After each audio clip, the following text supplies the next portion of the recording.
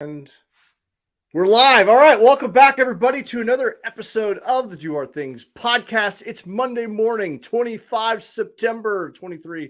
And we're a couple minutes late this morning. We're having some technical issues. I'm violating my rule of no new equipment on race day because we've got TikTok going on over here. And we're doing some, just added some camera gear and stuff like that. And it's caused a delay. So I apologize for that if you're watching this on the live stream.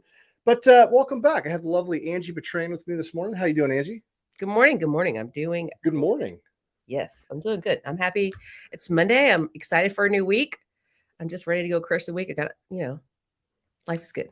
Life is good. Crush the week. It's Monday morning. And yeah, wherever you're at, we hope that you're ready to crush and dominate the week. And that's what this podcast is all about. It's about giving you some tools. We like recording it on Monday mornings because, it's hard because it's hard. Monday mornings are hard, right? So this I was going to say Monday mornings suck, but that's a limiting belief, right? But no, we're going to jump into this thing head first and be positive about it. So, but today's episode is pretty cool. It's unique. We're going to talk about the TikTok trend, which is why I want to get TikTok up here. I think it's not just on TikTok, but it's everywhere. But I saw these videos about, and these women were asking their male partners, boyfriends, husbands, like, how often do you think about the Roman Empire?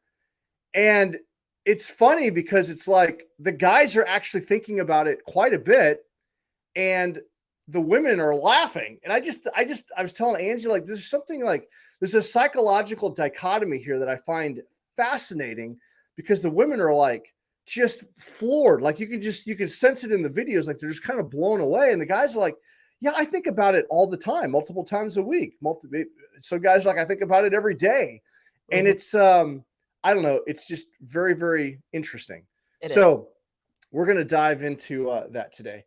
But real quick, if you haven't already done so, make sure you subscribe to the podcast. Leave us a review. It goes a long way for us to expand the Do Our Things Nation empire. And, if you're listening to us, we're on YouTube. We're now on TikTok. And, we've got a Facebook page. Go to doourthingsnation.com if you want to learn more about what we do. And, this episode is sponsored by The Lions Guide. The Lions Guide is a leadership development academy who offers online courses, group training, one-on-one training, in-person workshops. I am the high performance development director there. And we basically have two focus areas: how to lead yourself better and how to lead teams better. One of the group coaching platforms that we have over there is The Forge. And The Forge is where iron sharpens iron. That's the mantra of The Forge. Provide a network, frameworks, challenges, and accountability to help you lead yourself better so you can lead your teams better. So if you'd like to learn more about that, go to lionsguide.com/forge. Just go to lionsguide.com and just check out all the other offerings there. We're also brought to you by doourthingsnation.com, where you can go get yourself some kick-ass motivational swag. Angie's got her Embrace the Suck shirt on. I've got Live More, Fear Less, and I got a patch on my hat. And I like opening up my closet. Just, man, I need that today. I need some motivation. Yeah, today I need to swing by and pick up some gear. You're going to Columbia today? Yes, today. Monday? No, Wednesday. Wednesday. I'm coming through Columbia. I need to swing and get some shirts. I'm going to pre-order with Lacey. Awesome. Yeah, we'll be there. I'm going to head up there today. So we'll be there. We'll be there Wednesday. We'll love to see you. Cool. Awesome. So, all right. Well, that's it for the business end of things. So let's get into today's topic. So let me ask you this, Angie, how often do you think about the Roman Empire? Not often. So a couple times a year, but I think of it more because we lived in Europe for 4 years and we visited Rome. I come across old pictures just from being there and learning about history over there. I do think about it here and there, but it's not, maybe a couple times a year. If I see like a movie or something that depicts Roman gladiators and Princess Xena warriors, I think about that. But really, not so much. Okay, so when you see historical figures and things and movies and things like that, that reminds you of the Colosseum, right? There's some There's some incredible architecture and landmarks that signify the Roman Empire. Yeah. And when the men are asked this, they're like, you know what? They think about it all the time. I think about it quite often. Say, how often do you think about the Roman Empire? I would say I don't know that I'm daily, but I'm a few times a week for sure. Are you? And yeah, and it's because of, for me, I think about the writings of Marcus Aurelius, Meditations. It's one of my favorite books. It was General Mattis's Everyday Carry. Mm-hmm. The writings of Seneca, Epictetus, and then you just see the movies. There's a lot of historical context from church, because that was in the Bible. They talk about the Roman soldiers and the things that were happening then. And so it's just one of those things that you don't necessarily think about. Like, it's just not on the primary of your mental dashboard, but it's running. Yeah. And what I find interesting about this topic is that men are thinking about it far more than women. And I think it speaks to, it kind of blew me away how often men were just thinking about it, because here we are, we focus on personal growth and development. Mm-hmm. And I didn't realize how many people are actually, reading the Stoic philosophies that have a high reverence for the Roman Empire. I think there's a lot to do with, we have such a leadership void within our country. And we look at, I think men are looking at the Roman Empire as strength, because, there's just a lot of respect for the soldiers, how they fought, the Stoic philosophies. I just think that there's something there that there's a lot of respect and reverence for. And men think about it maybe as a source of inspiration and guidance. And I don't know. Like I said, I just found it to be, it's not front of mind. It's not something that men sit around we don't sit around and talk about the Roman Empire, but men individually are thinking about it, which I find fascinating. Yes. And one of our people on Facebook said they comparing the declines of both nations. So yeah, for sure. Yeah. And wow, that's a good point, because oftentimes I've heard that mentioned too. That, do you think that our country's in a decline? That's a big question, right? Right, it is. It's a very big question. Without getting into politics, but I'll throw it out there. I think we need to right the ship. There's some things that need to happen. I'm not saying that we need to take arms against the government. Okay, let's get that straight. Okay, hold up. I just said right the ship. Like, oh, I can just hear it now. People are like, oh, ding, ding, ding. Facebook's going to pull us off here. No, I think that I am deeply concerned with where we're headed in the current state of affairs. And I think that, it's been interesting. I was listening to, I really don't want to go down politics because we don't talk about politics here typically, but Mitt Romney made a great point that it's time for a younger generation to step up. We've got a lot of people that have a little long in the tooth up there, not just the president, but just senators and congressmen. And it's time for the newer generation to step up. And I think that some things need with the advancement of technology, financial, just the state of affairs and foreign policy. Some things need to probably change. We probably need to shift our ways of thinking. So yes. We don't, for good reason, talk about politics here a lot. I will say that Jay and I are good friends. I would consider him one of my super duper close friends. And I will share that we usually are, there's the middle on politics, and we are both on here and maybe here. But guess what? We can still coexist as friends with our absolutely. But I am, in saying that, the only reason I share that is because it doesn't really matter. I don't feel like where you are on the political spectrum. I think most everyone is worried about the decline of the society and how things are going right now. Oh, wait, I can't hear you. I don't know what you did. Jay's talking and he is not, no audio is coming through. This is Monday. Happy Monday, people. Yeah. Am I back now? Now you're back. Now we can hear you. The Mondayest of Mondays. I'm going mute over here and everything else. So yeah, you and I are both on different ends of the spectrum when it comes to politics for the most part. Mm-hmm. But this is one of the reasons that we can have. That's what I love about the personal growth and development space. Like, we can regulate our emotions enough that we can have a conversation, because I'm curious to how does the other person arrive to that destination? Yeah. And oftentimes what I find is like we're wanting the same things. It's just the mode of how we get there is it might be a little bit different. And it comes with a lot of passion and whatnot and everything else. Right. But having an open mind, being able to respect another's opinion, that's another argument for the personal growth and development. That's one of the things I love about Roman philosophy is the Stoic teachings is not to get so just lost emotionally, losing your emotional control. But anyway, I think a lot of the thoughts of Roman Empire, to your point, the fall of civilization, the strength that permeated. I mean, it was in that region. I mean, there's still so much influence there. There's still there's just architecture that is still like existing. You see remnants of the power of that empire today, and I think it's a pretty cool period in the history of mankind. I'm having more difficulties over here. Give me just a second. Man, it is a Monday. It is a. That's good. You tried something new.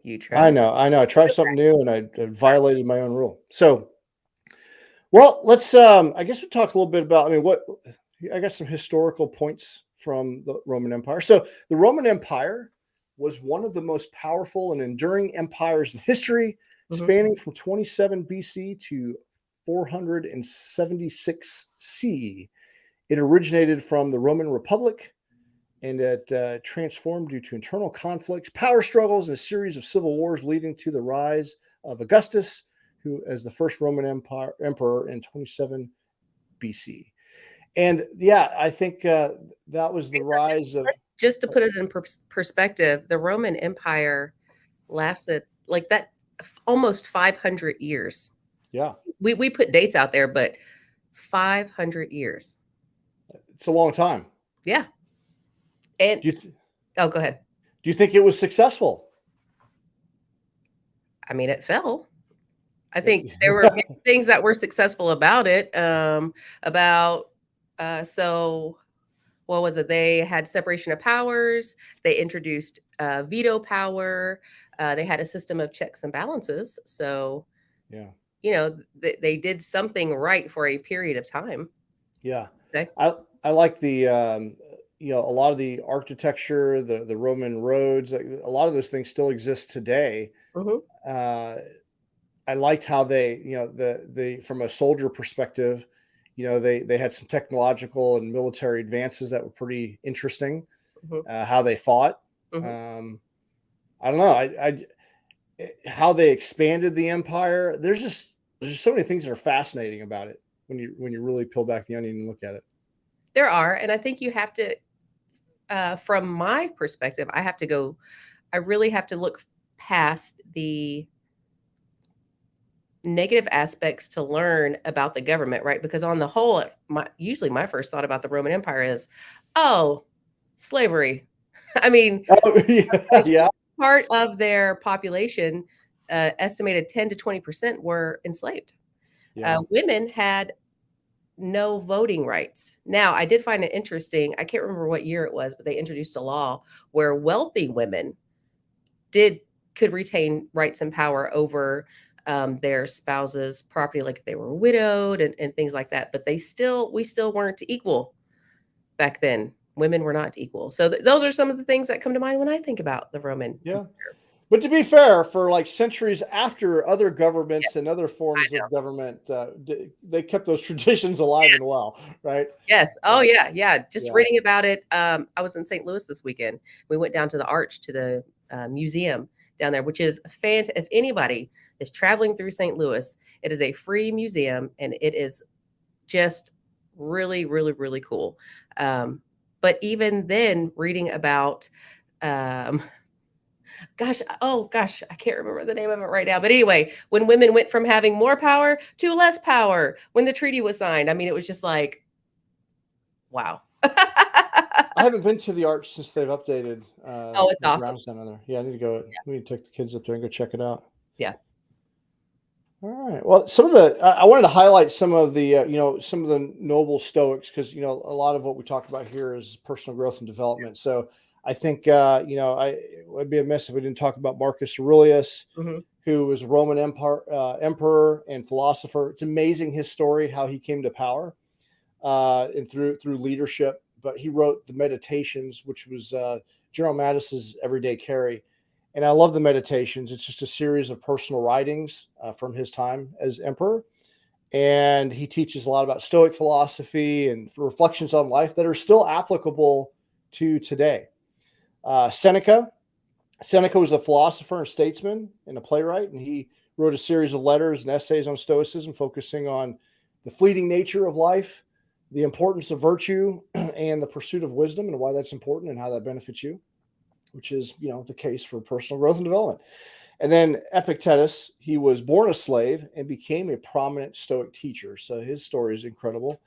And he wrote a bunch of letters and essays on Stoicism, focusing on the acceptance of your circumstances. So this is a man that came from as a slave and talked about that.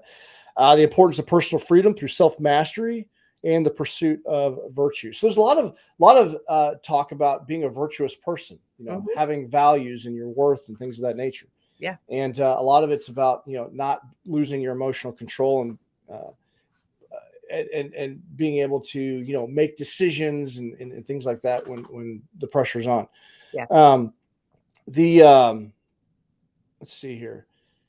Some other topics they talk about a lot is the impermanence of life, and how the time passes rather quickly, and we need to be in the present moment and live in the present. And we talk about this a lot, where happiness can only be found in the present moment. We find ourselves worrying about the future. We're worrying about things that we can't control.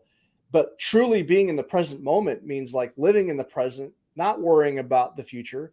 Yes, you need to be aware, you need to be prepared for the future, so you don't just drift through life, right? But not getting so tied up with the worry and the anxiety of the future, and then not living in the past, right? The shit that's happened to you in the past has happened. So not letting those things bog you down, and a lot of people are like, man, this thing in the past has defined you, and it makes you dysfunctional, or it keeps you from moving forward today or in the future. So living more in the presence and accepting, where you're currently at. And I think that's a profound teaching. The reoccurring theme in Meditations is the dichotomy of control. So focusing on what you control, like your thoughts, your actions, your words. There's a lot of power in your actions and your words and your thoughts. And you are in control of that. And that goes with the dichotomy you have in your mind between the logical brain and the emotional brain, higher self versus smaller self. Smaller self is like a petulant child that is just will throw a temper tantrum. That's all of your emotions when you want to do things. It's your impulsiveness. And if you leave that unchecked, it'll take a hold of the steering wheel and drive you off a cliff. And when I think of the Meditations, it's about your higher self being in control of your smaller self, acknowledging that the smaller self is there, it exists, and it's doing these crazy things. But like a mentor would do a child, like, hey, you got to discipline a child, right? You got to exert your authority. You got to take command and exert your authority, so the child isn't running the show. The child is there.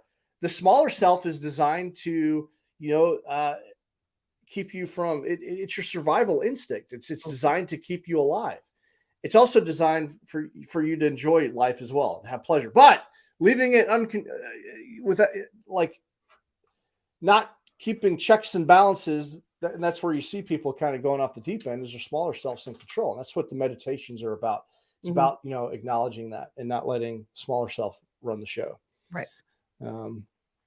What else? The importance of virtue and moral integrity, and why we should live a life of morality, and just mindfulness in the present moment, not advising about being overwhelmed by the past and anxious about the future, which is huge. If people could get a breakthrough in that, their life would be fundamentally different, right? Yeah. So those are some of the teachings that I respect about the Meditations and just the Stoic philosophy in general. Why do you think women find it so funny that the guys are reading this? Because it seems like in all the videos they're just laughing, like they can't believe it. I mean, it's not something that you normally think of. So I guess I need to spend a little bit more time on TikTok, because I didn't even know about the challenge. But watching the videos, yeah, I just, it's just one of those things that I don't think I wouldn't have thought to ask Rudy, "Hey, babe, how often do you think about the Roman Empire?" Like, and then if he were to come back with, "Well, a couple times a week." Oh, I mean, I think it just kind of throws people off guard. It's not something that this is the first time I'm having this conversation about it, which is why, I started reading about it. Um, I I personally feel like a lot of so let me backtrack. I didn't realize how much military strategy and military leaders looked into stoicism and all of the lessons learned from the Roman Empire. So I feel like a lot of this is on people's forefront right now. Well, because of the media. The media, we have so many really good movies out there. Really good movies, fictional. I'm talking about fictional now.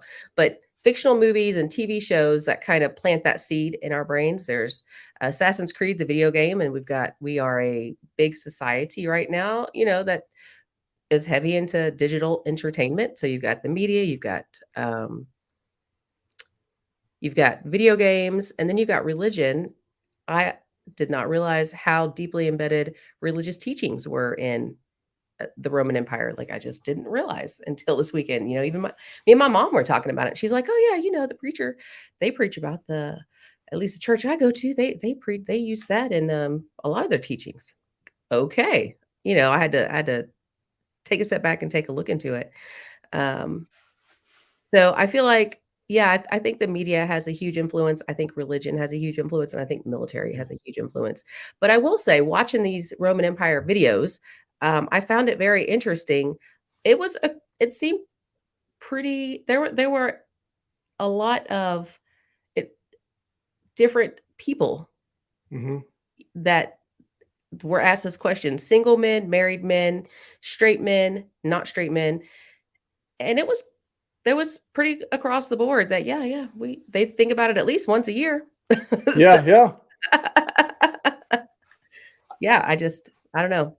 I I just find it just the story of the crucifixion of Jesus from a leadership perspective of Pontius Pilate's role in that and the decisions he had to make is a fascinating story to me. Mhm, So I think guys just kind of like there's so many nuances that maybe it kind of speaks to guess how guys think versus women. And we're a little bit introspective and we're a little bit more, we tend to be a little bit more historical and we kind of, focus on these things a little bit.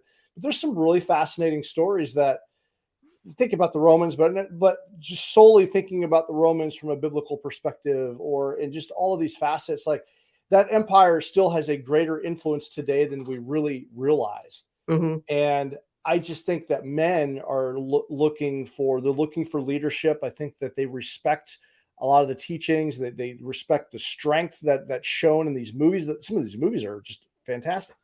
Mhm. And I don't know. I just think it's a source of inspiration for a lot of men, which is why men focus on it and think about it, talk about it. Well, they don't really talk about it. We don't sit around, but we'll probably talk about it more now because now I know, hey, all my guy friends are talking about the Roman Empire. They're thinking about it. So Now, did you strike stick up some around and conversation. wait for the responses from the people as to why they were thinking about the Roman Empire? Because there, I Yeah, mean, there was some really, like, this one guy was talking about, "Oh, well, I mean, I just think about it because did you know about the vomitorium?" And then he's talking about, he's like, "Yeah, it's a room people used to go and vomit in after they ate so they could go back and eat more." But so it wasn't always yeah. from a philosophical, historical, military strategic point of Yeah, I view. don't know anything A about the lot of times vomitorium. it's kinda like, uh, "Yeah, do you know about this really cool fun fact?" And you know what I mean? But I do find it amazing though that the Colosseum and I mean what they did there was pretty insane with the killing of each other and the animals and everything else. They'd flood it and have like ship battles. But we essentially are still doing that today. We just do it through sports, right? We have coliseums all over our country, and we're watching sports. So they kind of brought that to light as a thing that we do, and we still do it today, which yeah, is just fascinating how much influence from that time period still influences us today. So it's yep. pretty cool. But it's 6:27 already. We've been talking about this. Well, we had a few minute delay, but Okay. No, I think it's fascinating. So if you're out there, we want to know, how often do you think about the Roman Empire? Yes. How does it impacted you? And why do you think about it so much? So go to doerthingsnation.com, check us out on the Facebook, and you can, we'd love to hear more about your thoughts on this topic. And what I want to do now is I want to share my screen here, this week's winner. One of the dearest people that I know and a role model and a previous guest. She has been on this podcast. This is Luge Hardman, one of my favorite people on the planet. She is. She spent a couple decades working as in high school as a history teacher. Made a profound impact on so many people. She was our local mayor of Waynesville and did a fantastic job. Truly inspirational. And she is now a book author. It's where she spends a lot of her time now, is writing books. And she's written a few of them. And her recent one is Hello, Darling, Letters from My Father. And she talks quite candidly about her upbringing and how her influence of her father. She's written, let's see here. Oh, hang on a second. I lost my notes here. I want to make sure I don't jack up the book title. But if you look up Luge Hardman on Amazon, you can grab her books. I want to say she's written 3. Do you know how many she's written, Angie? I should have done better research. For sure 2, possibly 3. Yeah, I was tracking 3. So Small Town Mayor is one of them. It talks about her leadership lessons as mayor. Hello, Darling, Letters from My Father. This is her most recent book. And then Life After Loss. So Luge, if there's another one out there, I was tracking 3, possibly 4. Yep. That's what I'm tracking. So because I've got the first 2, so I've just got to get this third one to add it to my collection. But she's just an amazing role model and just a fantastic, just light of the party. And I remember one of my favorite memories of Luge is every year at our local small town, she invited me to drive her, and I was her veteran of the year, and I got to go and hang out with her for the rest of the afternoon and go see some get to connect with other people and hang out with the mayor and be her personal bodyguard for the day. It was awesome. That's awesome. So, Luge, we appreciate what you do. Appreciate the your lessons, and so we just encourage people. She's a great writer, so go check out her work. She's got 3 books out there.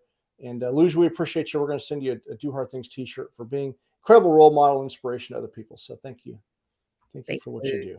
So aside from that, I think that's it. It's about to dominate. It's time to dominate and crush the day. So wherever you're at in the world, it's Monday morning. Yeah, so you want to know how I plan on putting a smile on someone's face today? How's that? I am going to go to the gym and work out. And the faces that I'm going to make today, if you see me, you're probably going to smile. Because you're going to be like, what? That chick is in pain. What? Well, like you got the Embrace the Suck shirt on. So you're going to get in there and get after it. Embrace the suck with a smile on your face. Yes. That was one of the one of my mentors, former, I think he's still in. He was a marathon runner, and he would be like, the one thing you got to do when you're running, especially those later miles, you got to put a smile on your face. Just smile. It's contagious.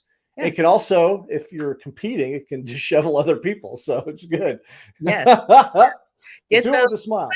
Push that dopamine and that serotonin into your brain any way possible. And smiling is one way. Absolutely. Yes. And you can. When we talk about emotional control in the Stoic teaching, since we're on that topic, you can control and regulate your emotion. You can do that. And it starts by like, you know what? I want to be happy. I'm going to put a smile on my face. That smile leads to someone else, like maybe smiling at you. And you might just be a little bit better. You might climb that emotional ladder just a little bit, just from a simple act of forcing yourself to smile.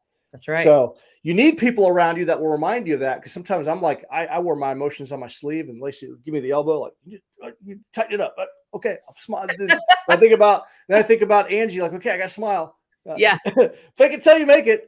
It works. Right. It work. You feel it. Make it till you feel it. Jedi mind trick. So right. Well, appreciate you guys. Thanks for watching us. If you'd like to learn more about what we do, go to doerthingsnation.com. Appreciate you on TikTok for our first live stream there. And wherever you're at in the world, keep doing hard things. Make someone smile. We'll see you guys next episode. All right. We'll see you. Peace. And that.